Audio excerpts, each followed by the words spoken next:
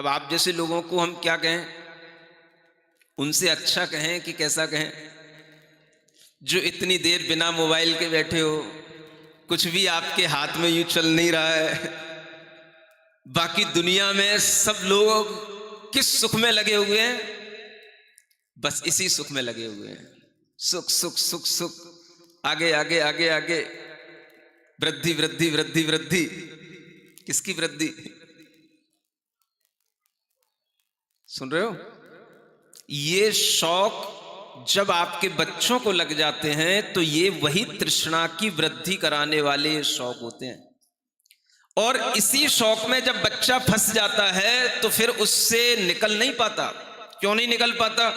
क्योंकि भीतर से निकलने का तो कोई ज्ञान उसे पता ही नहीं, और बाहर से निकलने के लिए आप उसके सामने क्या करते हो? भाई ये मोबाइल मोबाइल मोबाइल मोबाइल, उससे छीनने की कोशिश करोगे। तो मोबाइलों की कमी है क्या दुनिया में? एक तुम्हारी पास मोबाइल है क्या जो उससे छीन लोगे तो उसके पास मोबाइल नहीं मिलेगा क्या? हा? एक ही घर में 4 सदस्य होते हैं, मां छीन लेती है, चाचा पकड़ा देता है, चाचा छीन लेता है, ताऊ पकड़ा देता है। बच्चा क्यों रो रहा है? अरे दे दे ना, बस। और उसके अंदर क्या चल रहा है? आप इस मनोविज्ञान को तो समझो, साइकोलॉजी तो देखो बच्चे की, कि उसके अंदर वह तृष्णा की वृद्धि का ये शौक लग गया है। क्या हो रही है? ये तृष्णा की वृद्धि अगर नहीं दिया जाता है तो खेद खिन्न होता है, ताप उत्पन्न होता है उसके अंदर, मुंह फुला लेता है, गुस्सा आ जाता है, ये ताप कहलाता है। और इसके कारण से वह कष्ट को प्राप्त कर रहा है। आंखें खराब करेगा, समय खराब करेगा, बुद्धि खराब करेगा, सब खराब करेगा, सब चलेगा, लेकिन वह उसके अंदर जो तृष्णा की वृद्धि का भाव उत्पन्न हो गया है, उसको वह समझ नहीं पाने के कारण से भीतर से रोकने का परिणाम नहीं ला सकता।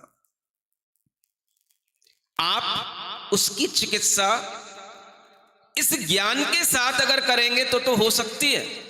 केवल मोबाइल छुड़ाने से उसकी चिकित्सा नहीं हो सकेगी। बच्चे को ये बताना पड़ेगा कि बेटा ये जो तू देख रहा है ये भी एक शौक तेरा इसी तरह का है, जैसे बेटा बिजली की चमक देखने में थोड़ी देर के लिए अच्छी लगती है और वह चली जाती है, ऐसे ही ये सब तू बार बार जो रील घुमा रहा है ये तेरे सुख तुझे भीतर से कष्ट देने वाले हैं, तृष्णा को बढ़ाने वाले हैं, तेरे अंदर और ज्यादा दुख उत्पन्न करने वाले हैं। इस तृष्णा से तू बाहर निकलने की कोशिश कर। ये ज्ञान अगर उसके पास होगा तो मोबाइल उसके लिए तुच्छ हो जाएगा, और अगर ये ज्ञान उसके पास नहीं है तो मोबाइल उसका सर्वस्व बन जाएगा। बच्चों को केवल बाहरी चीजों के खींच लेने से या उससे उनको थोड़ी देर के लिए वंचित कर देने से उनको हम बदल नहीं सकते। बदला जाएगा तो ज्ञान से ही बदला जाएगा, सद्विचारों से ही बदला जाएगा। और ये विचार अगर उसके अंदर बचपन से हम देने की कोशिश करें तो उसे ये समझ आ सकता है कि बिजली की चमक देखो, चाहे आग की चमक देखो, चाहे जब हम फोटो खींचते हैं उसकी जैसे फ्लैश लाइट होती है उसकी चमक देखो, बस ये जो रील घुमाने का सुख है ये भी उसी चमक की तरह है। ये अगर एग्जाम्पल उसके दिमाग में एक बार बैठ गया तो फिर वह उस मोबाइल में अपना लंबा समय खर्च करके उस समय के माध्यम से अपना नुकसान नहीं करेगा। ये ज्ञान नहीं दिया जाता। बच्चे को आग की मिसालें पकड़ाई दी जाती हैं, हथियार पकड़ा दिए जाते हैं, ये नहीं बताया जाता है कि इनका उपयोग कैसे करना।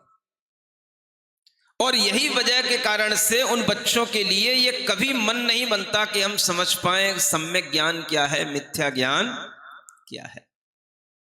तो संसार के अंदर आप देखने जाओगे 90% लोग, 99% लोग आज इन्हीं मोबाइलों में, इन्हीं तृष्णा की वृद्धियों में लगे हुए मिलेंगे और इसी प्रकार के इंद्रिय सुख के पीछे अपने आप को कष्ट पाते मिलेंगे। ये संसार के सुख की व्यवस्था और वास्तविकता अगर हमें इन तीर्थंकरों के पंच कल्याणक से ज्ञान में आ जाती है तो इन पंच कल्याणकों में आना हमारा सार्थक हो जाता है।